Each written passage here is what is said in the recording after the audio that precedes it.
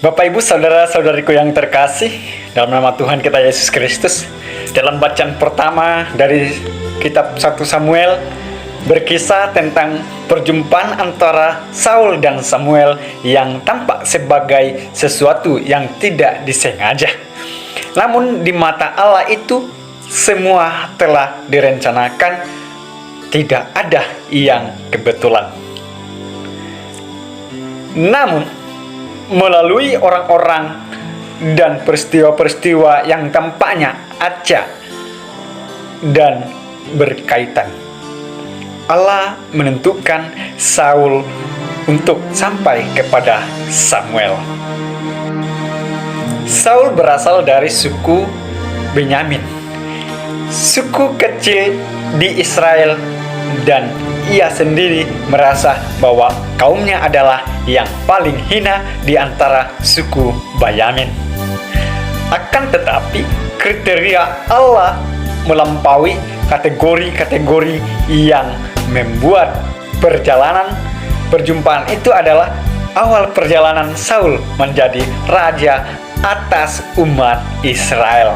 Bapak Ibu saudara-saudariku yang terkasih, dalam bacaan Injil hari ini menampilkan kisah panggilan Lewi si pemungut cukai yang waktu itu dianggap tidak layak oleh kebanyakan orang, terutama oleh ahli-ahli Taurat. Justru dipilih oleh Yesus. Aku datang bukan untuk memanggil orang benar, melainkan orang berdosa. Demikian kata Yesus. Perjumpaan antara Yesus dan Lewi juga tampaknya kebetulan atau tidak direncanakan, bahkan terasa begitu singkat. Yesus yang baru saja selesai mengajar melihat Lewi duduk di rumah cukai. Ia pun memanggilnya sehingga Lewi lalu segera beranjak mengikuti Yesus. Namun sekali lagi, di mata Allah itu semua telah direncanakan, tidak ada yang kebetulan. Jika kita melihat perjalanan hidup kita, tidak jarang kita juga mengalami seperti kisah-kisah di atas. Banyak hal atau peristiwa di dalam hidup kita tampaknya terjadi secara acak kebetulan, tidak berkaitan satu sama lain, tiba-tiba dan di luar dugaan. Namun, sering berjalannya waktu, kita mulai bisa melihat benang merah antara peristiwa yang satu dengan yang lain. Bahkan ketika kita berada di jalan yang salah, Tuhan seperti menemukan cara untuk membawa kita kembali ke jalannya. Tuhan mampu menulis tegak lurus di atas garis yang bengkok, demikian kata orang bijak. Tangan Tuhan seperti sedang merajut seperti peristiwa dalam hidup kita menjadi satu kisah yang indah, seperti diungkapkan salir lagu Pelangi Kasih.